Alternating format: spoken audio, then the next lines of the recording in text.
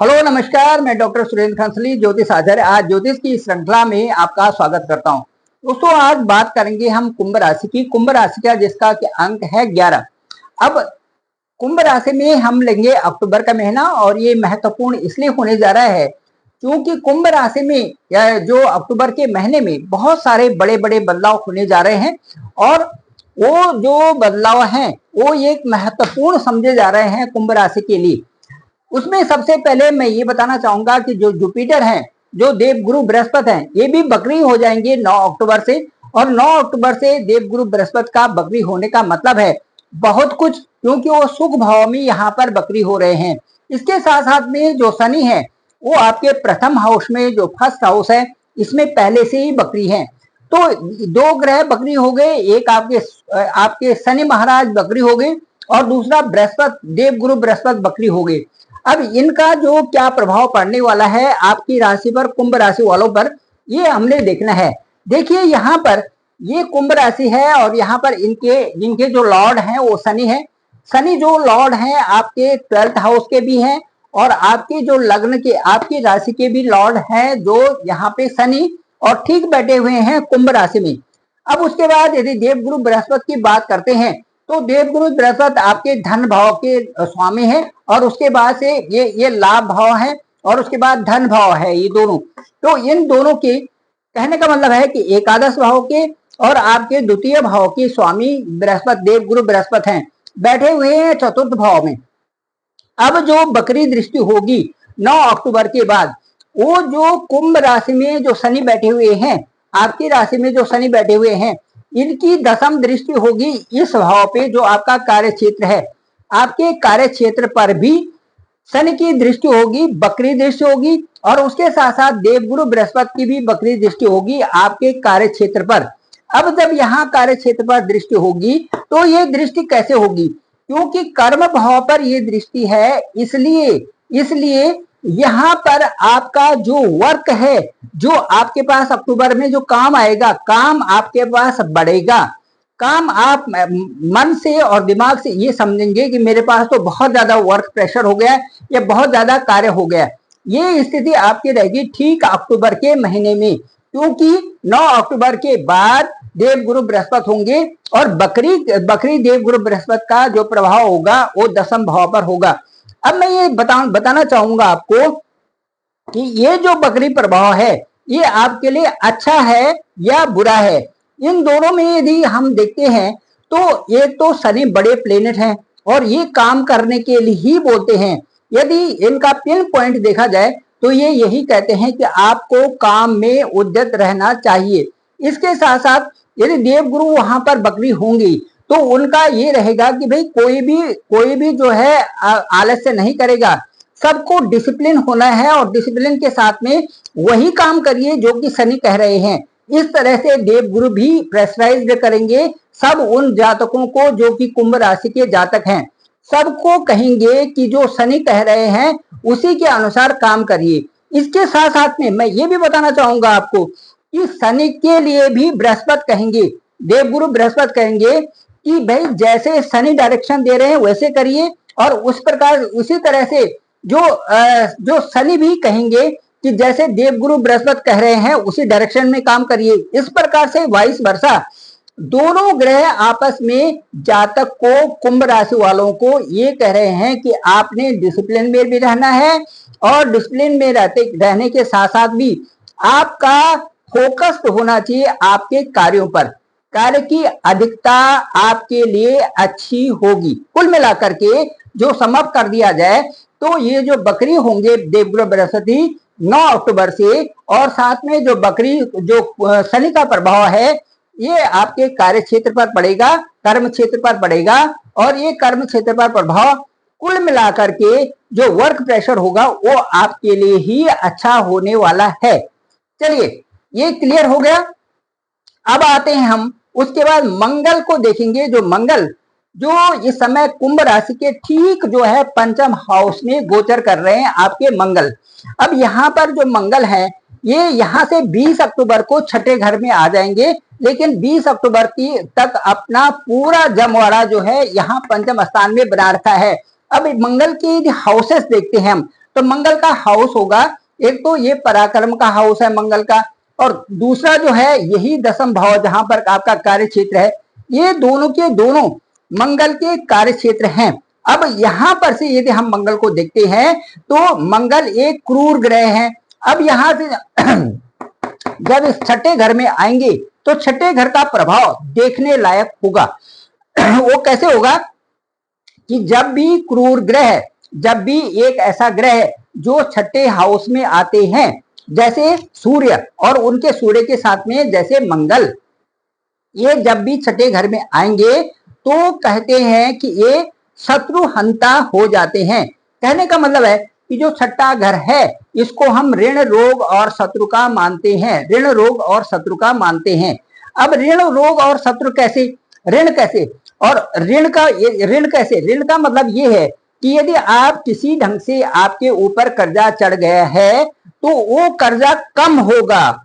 शत्रु का मतलब ये नहीं कि लठ मार के जाना, शत्रु का मतलब ये है कि वो कर्जा आपको कम होगा। कोई आदमी मीडिएटर बन के आएगा और जो ब्याज की दर उसने लगा रखी थी 5%, वो घट के आ जाएगी 1%। इस तरह से ये यहाँ पर मंगल और सूर्य ये प्रभाव दिखाते हैं ठीक छठे घर में। ठीक है, अब इसके बाद जो रोग है, रोग के लिए मैं कहूंगा कि रोग क्या है। अब यहाँ पर जब सूर्य और मंगल इस भाव में आएंगे, छठे घर में आएंगे, तो आपके रोग दूर होंगे। कैसे दूर होंगे, इसलिए होंगे कि जो सूर्य और मंगल हैं ये रिकवरी के देवता हैं, उसको ठीक करने के देवता हैं। सूर्य का यहाँ पर आना एक डॉक्टर की तरह आएगा, और यदि मंगल यहाँ पर भी आते हैं तो मंगल एक जो है एक फार्मास्यूटिकल कंपनी के हेड बन के यहाँ पर आएंगे। अब समझ गए आप। तो यदि यहाँ पर मंगल को पूरी तरह पता है कि कैसे क्यूर करना है, तो आपको कोई ना कोई इस तरह से लोग मिलेंगे जो कि आपको ये गाइडेंस करेंगे कि आपको अपने रिकवर होने के लिए पूर्ण प्रयास करने हैं। वो रोग भी आपका तक खत्म हो गया। अब आगे शत्रु की बात।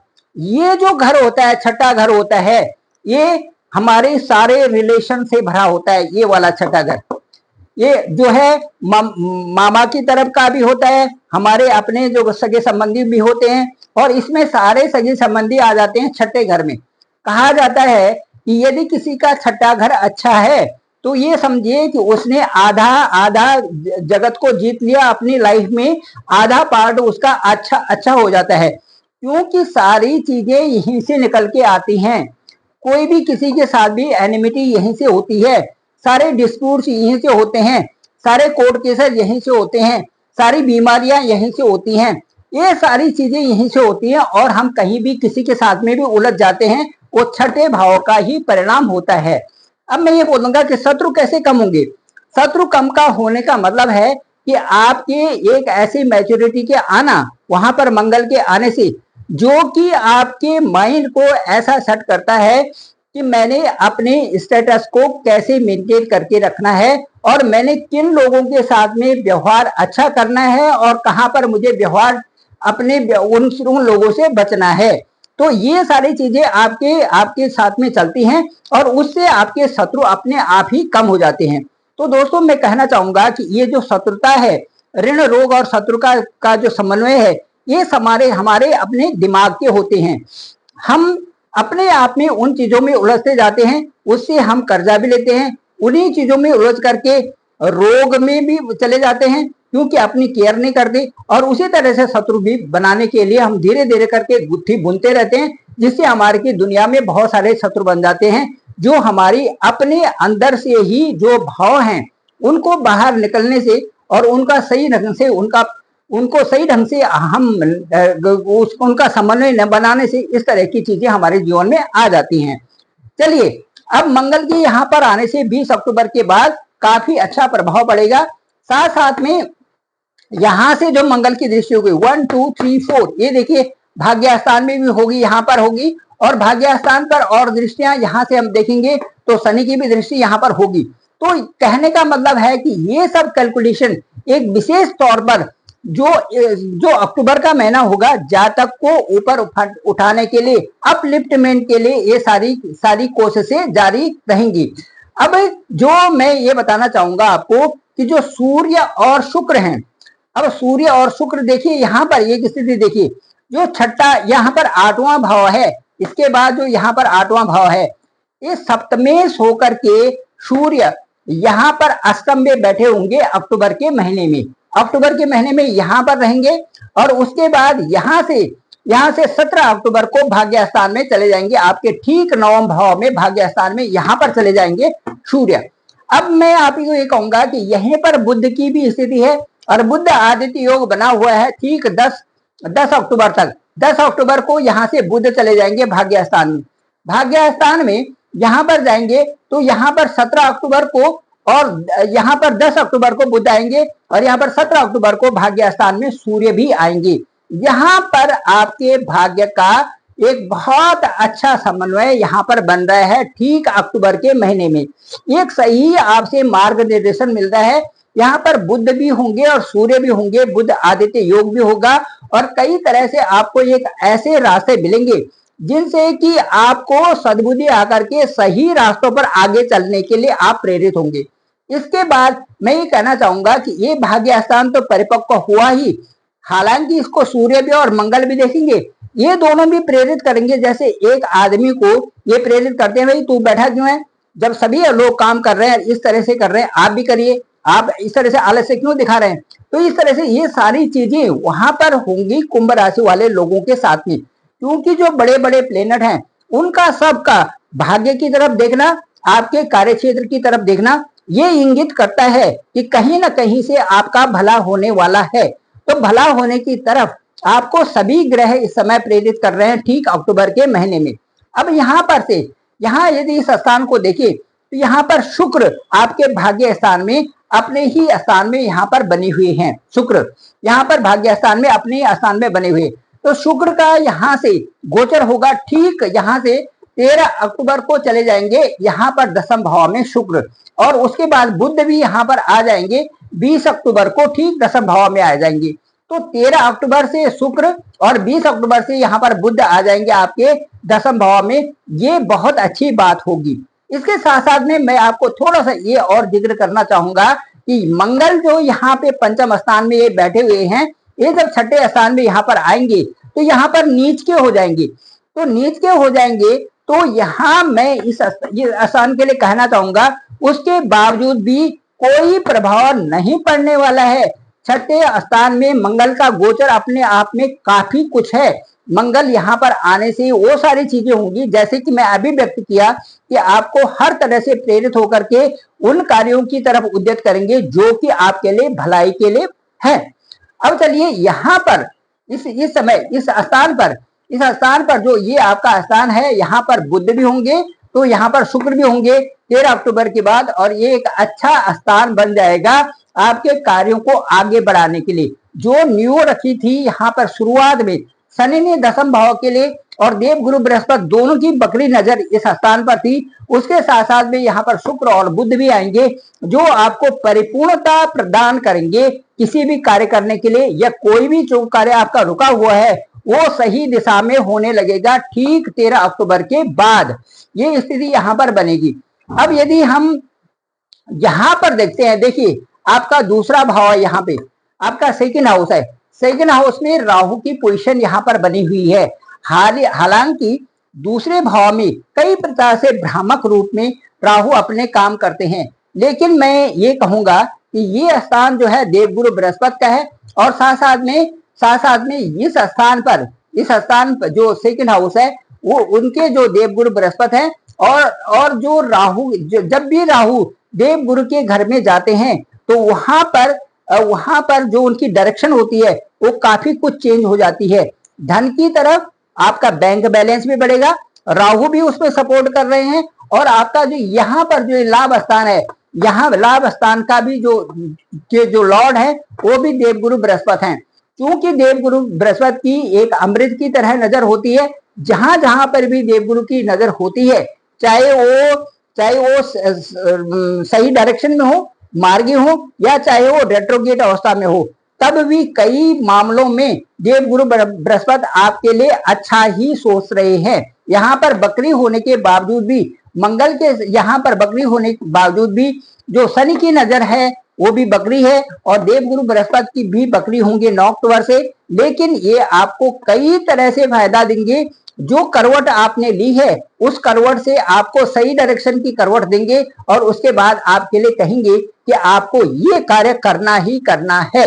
ये आपको इंगित करता है ठीक अक्टूबर का महीना कुंभ राशि वालों के लिए, जो आपके लिए बहुत ही सुखद होने वाला है। दोस्तों मैं एक बात कहूंगा कि रामचरितमानस में एक बहुत अच्छी चौपाई है, उसमें लिखा हुआ है कि सुमति कुमति सबके उर रही, नाथ पुराण निगम अस कहीं, जहां सुमति तहां संपत्ति नाना, जहां कुमति तहां बुद्धि निधाना।